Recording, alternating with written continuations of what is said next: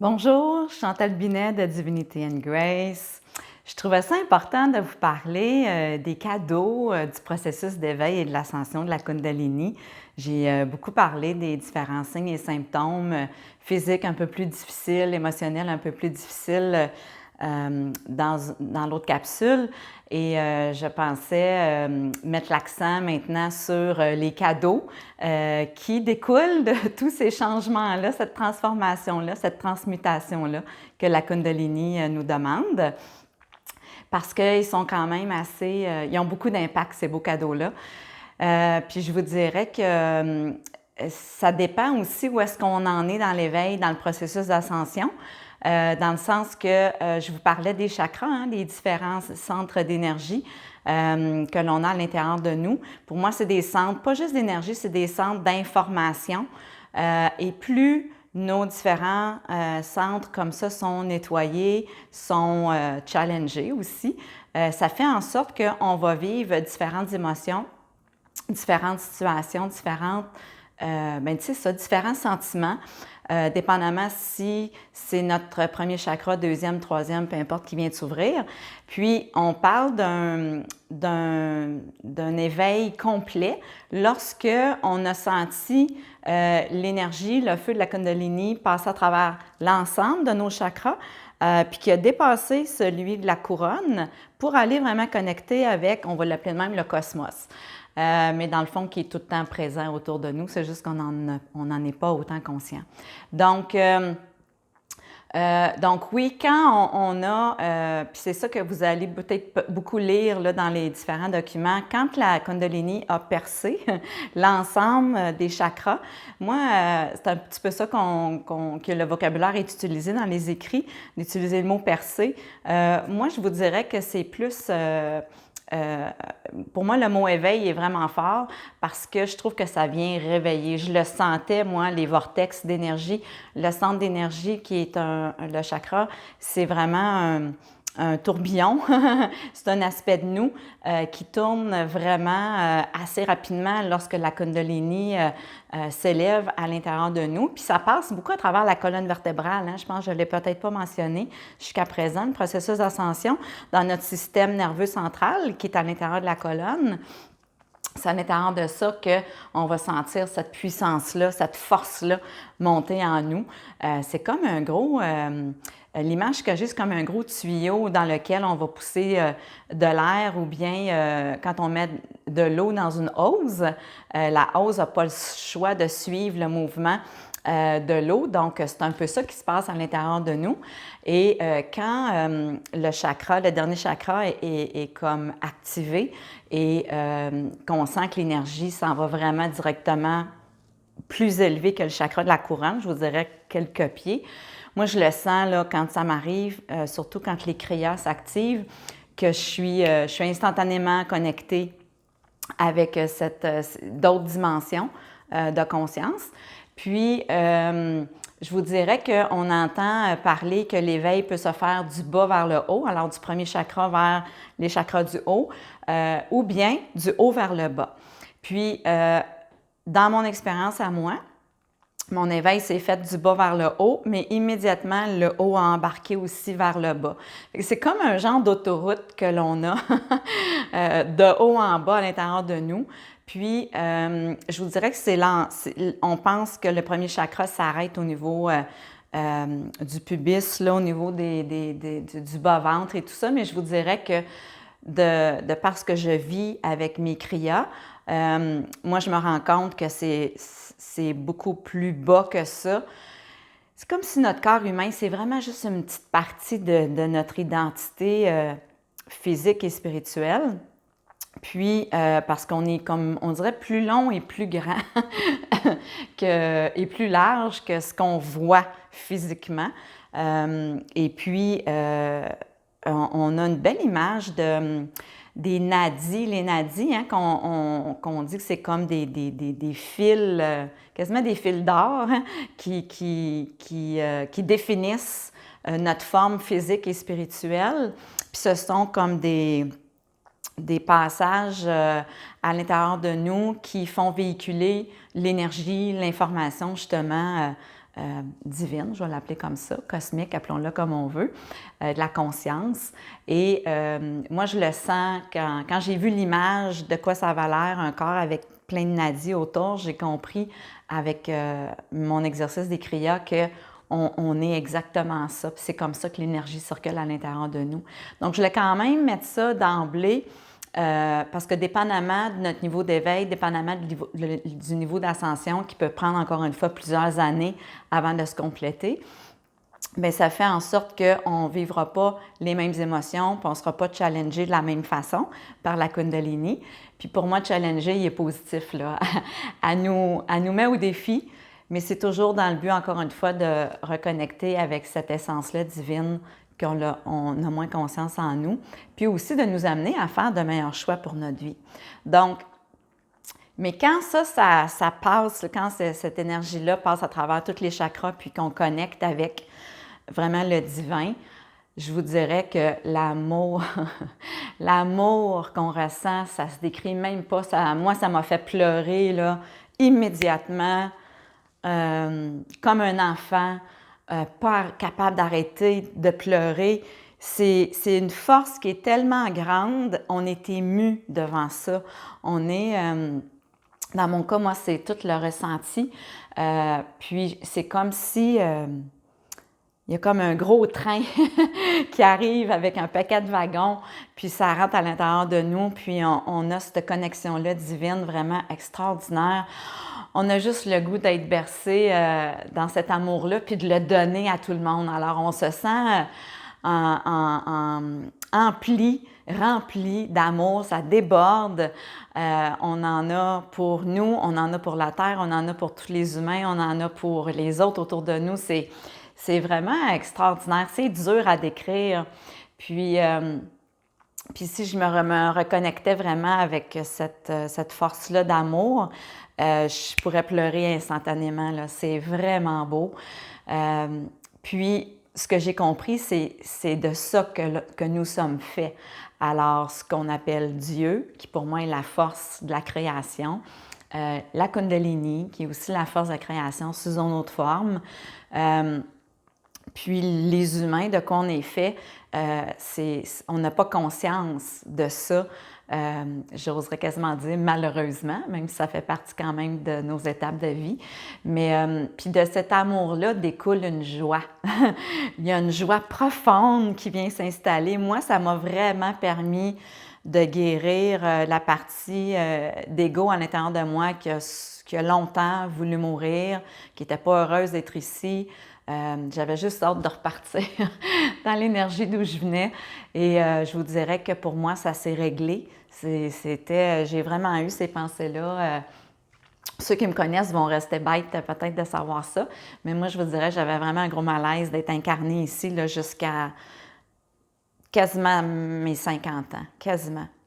Fait que ça fait pas longtemps, ça fait peut-être 3 ans. 3 ans que je suis en paix avec le fait d'être ici, d'apprécier d'être ici, de comprendre qu'est-ce que je fais ici vraiment dans son entièreté, même si je sais que je vais avoir encore des nouvelles découvertes par rapport à ça. Donc, moi, je trouve que ça amène aussi un sentiment de paix, un grand, grand sentiment de paix. On fait la paix avec ce qu'on est, on fait la paix avec ce que les autres sont, on fait la paix avec la vie qu'on a eue, avec ce qu'on va voir puis percevoir ici comme étant des injustices. Je donne juste des exemples, tu sais, la mort d'enfants, la pédophilie, des choses assez dark, assez intenses que les humains, on est capable de faire. On reconnaît que ça fait partie de nous quand on est dans cette dimension-là. Mais curieusement, on n'est pas dans le jugement.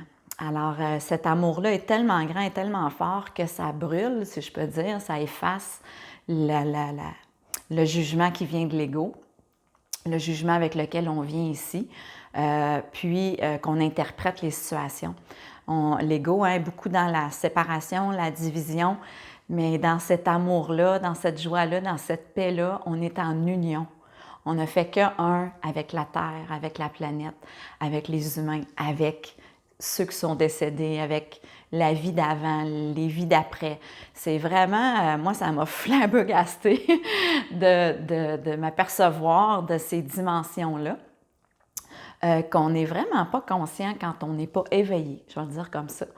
Donc, puis je me considérais quand même comme quelqu'un d'éveillé dans le sens que je vous dirais que le sens, comme je disais dans d'autres vidéos, le sens de la vie, je me pose des questions depuis que je suis enfant, mais j'ai eu des grandes périodes où ce que j'ai vraiment comme excavé ces sujets-là. Fait que je vous dirais que depuis peut-être l'âge de 15 ans, que j'ai une vie assez spirituellement développée, sans avoir mis ces mots-là là-dessus. Après ça, principalement avec mes études en coaching, ça a ouvert aussi une autre porte. Après ça, j'en ai mangé. Fait que je pensais bien que mon ego n'était pas aussi présent. Pardon, mais quand ça s'est activé à l'intérieur de moi, j'ai compris, puis ça m'a montré où est-ce que mon ego était dans le chemin. Parce que ça m'a fait connecter beaucoup avec, curieusement, avec la souffrance que j'ai vécue dans cette vie-ci, dans toutes les autres vies aussi. Puis ça m'a fait connecter avec la souffrance que j'ai fait vivre aux autres dans cette vie-ci, puis dans les autres vies aussi. C'est sûr que ça, c'est un passage un peu moins facile. Pardon. C'est tellement fort l'amour que l'on vit, mais ça, c'est tellement fort aussi la douleur, la souffrance. Puis, encore une fois, on est l'épaule d'un même spectrum, donc on n'a pas à juger ça. C'est juste que c'est venu me faire...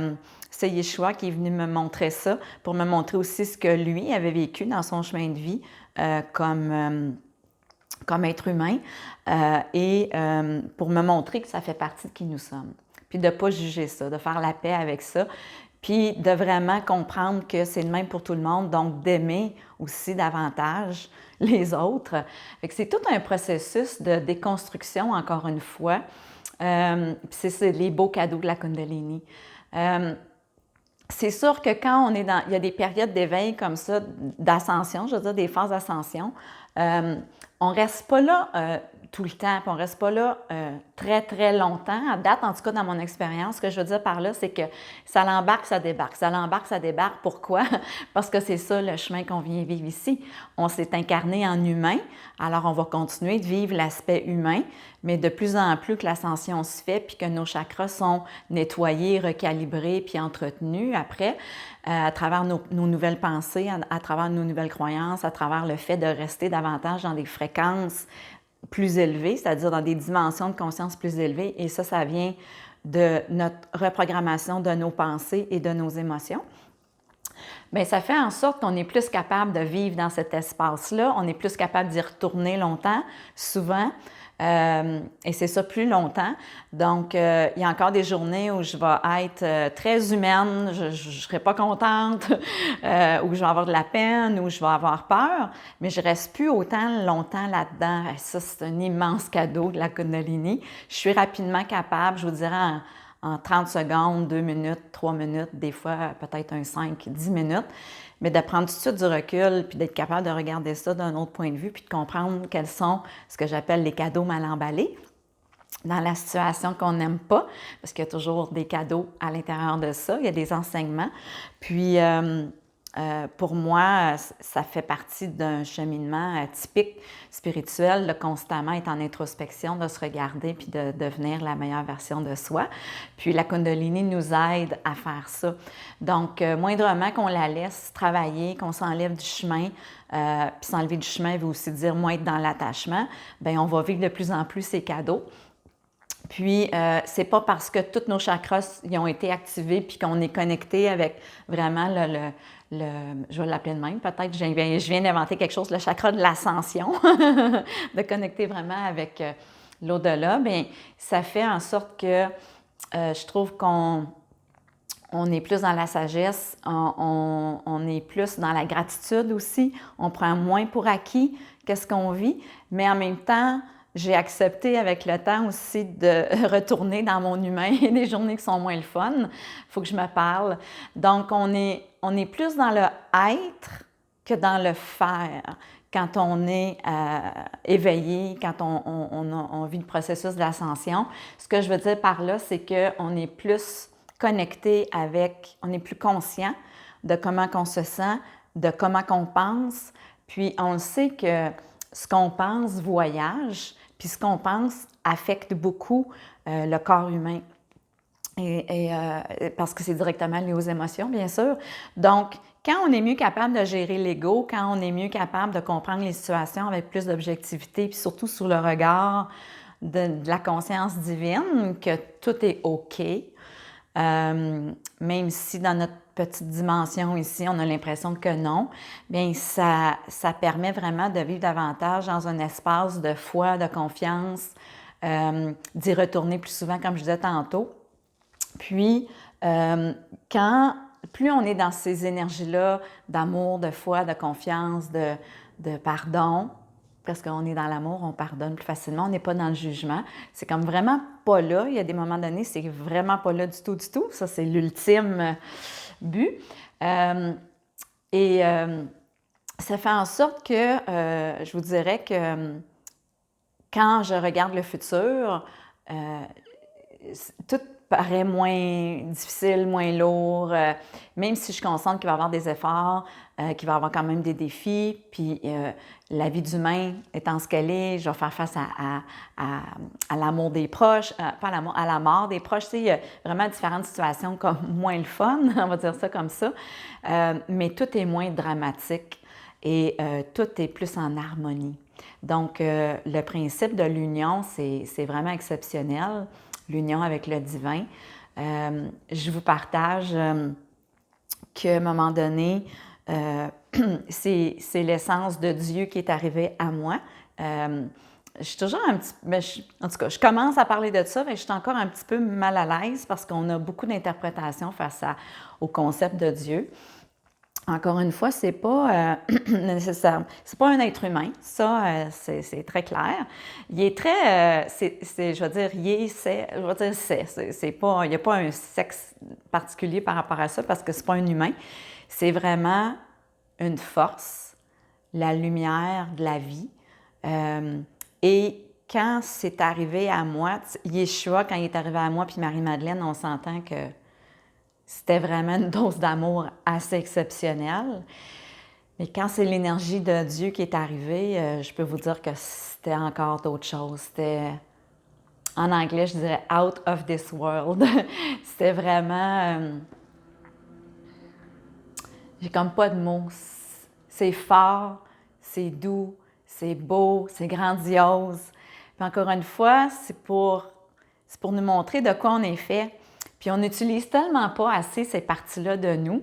Fait que c'est pour ça que j'aime le mot « éveil » dans le processus de la Kundalini, parce que je trouve que ça nous éveille à ces dimensions-là qu'on n'utilise pas assez, puis sur lesquelles on ne capitalise probablement pas assez aussi. Donc, quand je fais allusion à cette force de création-là qu'on appelle Dieu ou la source, je trouve que la source aussi, pour moi, c'est bien approprié parce que à un moment donné, quand c'est venu me voir, c'est venu me parler, on m'a montré que c'est vraiment cette essence-là, cette force-là est vraiment le point de départ de la vie et que ça ne meurt jamais. Cette conscience-là qui crée la vie ne meurt jamais. C'est pour ça qu'on ne meurt pas dans la conscience. Comment je peux dire? C'est une belle énergie de joie, beaucoup d'humour dans l'essence de Dieu, beaucoup comme un peu un esprit d'enfant, je dirais. Un esprit d'enfant joueur, rieur. Tu sais, c'est venu m'expliquer que on est venu ici pour créer. On peut faire ce qu'on veut. Donc, c'est cette communication-là entre notre aspect humain puis l'aspect divin de nous, parce que cette essence-là n'est pas à l'extérieur de nous. Si elle était à l'extérieur de nous, on serait mort. On ne pourrait pas être en vie. Alors ça, c'est important de comprendre ça. C'est vraiment venu me dire à quelques occasions d'être moins sérieuse dans la vie, de prendre les choses peut-être avec moins de sérieux un peu. Ça ne veut pas dire de ne pas être responsable, mais de trouver la vie moins sérieuse, c'est ça, ça revient à ça. Puis d'apprécier aussi qui je suis, beaucoup. C'est venu beaucoup me dire ça. Donc, pour moi, c'est des cadeaux inestimables d'avoir cette connexion-là. J'appelle ça une échelle émotionnelle qui nous amène à nous tenir un petit peu vers le haut. Je ne sais pas si vous connaissez Abraham Hicks. Moi, je les suis, ça fait longtemps, ça doit faire une vingtaine d'années. Puis à un moment donné, dans un de leurs livres, je pense que c'est sur... je ne me souviens plus si c'est la loi de l'attraction, en tout cas. Je pense que c'est demander, vous recevrez, ask and it will be given, quelque chose comme ça. Il y a une échelle d'émotions, puis ça parle d'émotions de plus basse fréquence puis de plus haute fréquence. On pourrait dire de plus basse conscience ou de plus haute conscience. Moi, maintenant, c'est comme ça que je le vois depuis qu'on me parle de cette façon-là. Et encore une fois, l'ego va avoir tendance à se tenir plus dans des basses fréquences parce qu'une fois qu'il nous fait peur, il y a notre attention et puis c'est là souvent qu'on va porter plus notre focus.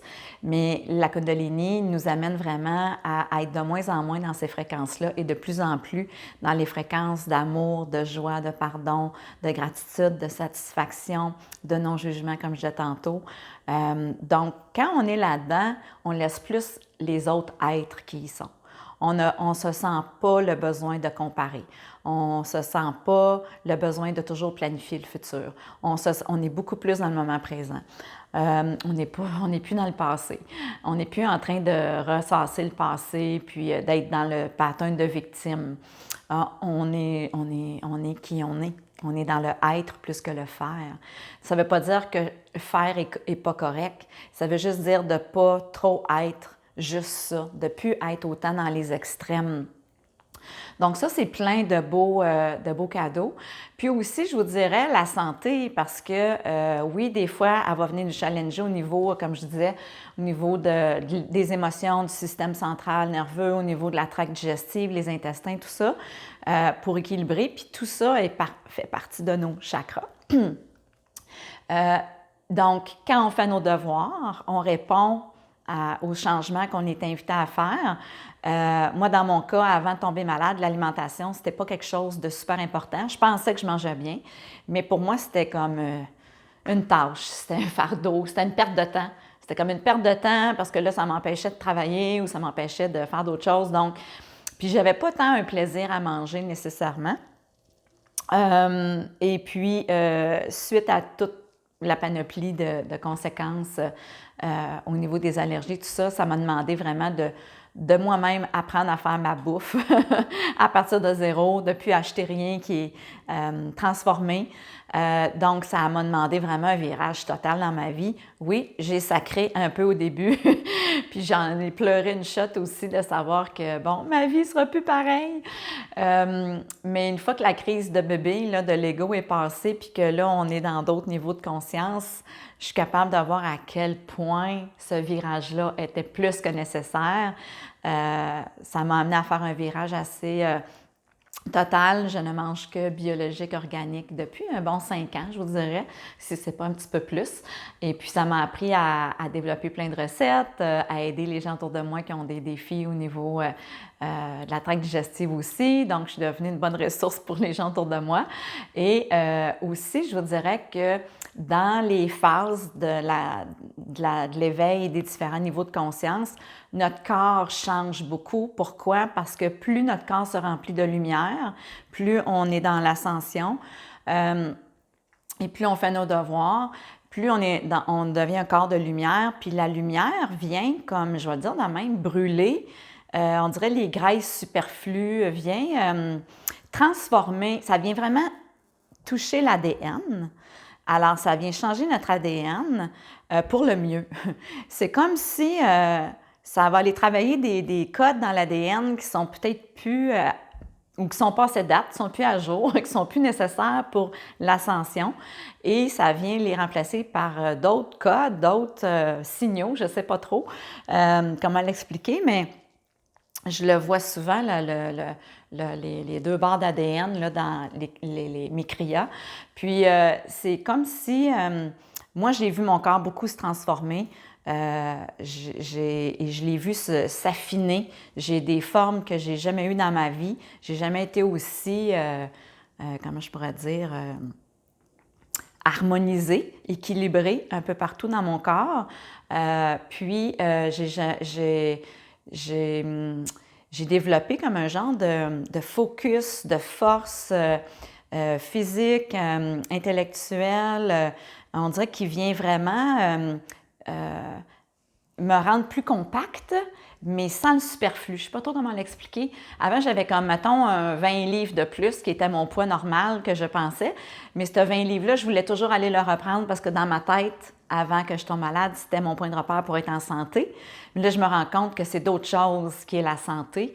Puis, bon, ça me frustre de rester toujours autour du 104, 105. Il y a des journées que c'est ça, puis il y a d'autres journées, je fais, ben non, Chantal, tu es en train de te transformer, tu es en train de suivre qu'est-ce que la Kundalini t'amène à être, donc arrête de résister à ça.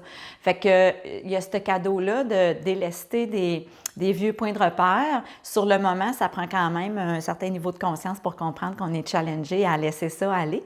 On est invité, c'est peut-être un meilleur mot. Mais tout ça pour dire que le corps physique va beaucoup se transformer, absolument pour le mieux. Puis à un moment donné aussi, on devient vraiment plus habité par l'urgence du temps. Je suis beaucoup moins dans le temps. Dans les autres dimensions, il n'y a pas la dimension de temps. Ici, on est toujours dans le temps, les minutes, les journées, les mois, les années, dans des objectifs. Puis on quantifie beaucoup les choses ici. Tandis que dans ces autres dimensions-là, on est plus dans le ressenti de comment on se sent, puis à quoi on pense quand on se sent bien. On pense à des nouvelles idées, on voit les choses différemment, positivement. Et ça fait en sorte que quand on retombe plus dans l'humain, il y a des moments qui sont comme ça, bien, on est juste mieux capable de naviguer avec ça, puis on sait que ça va passer. Donc, c'est vraiment un beau processus là, de vague, encore une fois. Puis, je voulais vraiment mettre l'accent sur le positif de ça parce que on vit vraiment les deux aspects habituellement dans un éveil de Kundalini parce que ça fait partie de qui nous sommes, hein, le côté sombre, le côté lumineux. On se promène entre les deux. Et j'avais lu à un moment donné, quelque part, que plus c'est sombre, plus on descend creux dans les remises en question, dans les réflexions, dans l'éveil, plus l'ascension va être grande, je ne sais pas si c'est le bon mot, mais en tout cas va être plus lumineuse, oui, peut-être va être un peu plus élevée. J'y crois. Je pense qu'il faut avoir la volonté de faire nos devoirs quand quand on comprend qu'on est dans un processus comme ça. Faut sauter du chemin, je vais le dire comme ça. Il faut que notre personnalité saute du chemin puis laisser cette partie-là de Dieu nous guider, nous reprogrammer et d'être beaucoup dans la gratitude. Quand on est dans cet état de bliss, là, d'amour et de revenir à la maison. C'est vraiment ce sentiment-là de « Oh mon Dieu, là, chez nous, ah oui, là, je sais là, qui je suis, je sais c'est quoi. » C'est vraiment extraordinaire. Donc, il ne faut pas non plus s'attacher à ça. L'ego aurait tendance à s'attacher à ça puis de dire « Oh non, je veux rester là. » Mais encore une fois, c'est toute l'acceptation de faire partie de ces deux paliers-là, je vais dire, de conscience qui nous demandent de devenir à la fois là, un meilleur humain, puis à la fois d'accepter de faire de la place à cet aspect-là divin en nous qui va nous amener, on ne sait pas où, puis à faire on ne sait pas quoi, mais de savoir que lorsque la connexion est faite, lorsque ces derniers chakras-là sont ouverts, puis la connexion se fait, elle ne se perd plus jamais par la suite. Alors, n'importe quand, je veux avoir accès à la sagesse de ces autres dimensions-là. J'ai juste besoin d'arrêter. Mon corps se met tout de suite à bouger et je suis tout de suite recentrée. Je ne suis plus autant dans ma tête, je suis plus ici. Puis tout me sent aligné dans tous mes chakras. Puis je me sens plus autant dans l'ego. Mon ton de voix vient de changer, ma position vient de changer, mon rythme cardiaque vient de changer. Je suis plus dans la douceur. Un stillness, hein? Je ne sais pas comment le dire en français. Un état de stabilité, peut-être, de solidité. Donc, sachez que ce n'est pas parce que votre processus n'est pas enclenché ou n'est pas avancé selon votre ego que vous n'êtes pas déjà dans cette connexion-là. Elle est là tout le temps. En méditation, lorsqu'on est en mindfulness, hein, quand on est en pleine conscience, quand on fait on prépare le repas, on coupe les légumes, on peut juste être concentré dans le moment présent. Alors, c'est ce qui fait en sorte qu'on va activer cette connexion-là avec plus grand que soi qui est à l'intérieur de nous. Alors ça, pour moi, c'était bien important de vous partager ça. Donc, j'espère que ça vous éclaire, on est dans la lumière, que ça vous éclaire davantage sur les beaux côtés, les beaux cadeaux de la Kundalini. Et puis, peut-être un dernier mot là-dessus, vos rêves risquent de changer parce que nos niveaux de conscience, une fois qu'ils sont ouverts aussi, qu'on a comme pénétré ça, ils sont plus accessibles. Donc, surprenez-vous pas si dans vos rêves, vous faites des rêves très profonds, très songés, très symboliques. J'ai lévité 3 fois dans mes rêves. J'avais jamais pensé à ça ou rêvé à ça. Ou je savais que c'était comme une continuité de qu'est-ce que je faisais ici. Alors, c'était capoté là, dans mes rêves. Puis quand je me suis réveillée, c'était tellement réel que j'avais l'impression que ça m'arrivait pour vrai. Donc, ne pas sous-estimer le travail qui se fait aussi dans nos rêves, parce que les rêves, c'est un autre niveau de conscience. Donc, on est déjà dans différents niveaux de conscience sans même s'en rendre compte. Donc, je voulais peut-être juste ajouter cette petite parenthèse-là pour juste être conscient de ça. Donc, encore une fois, vous avez des questions, des commentaires, ne gênez-vous pas. Et puis, sur ça, je vous souhaite une belle journée.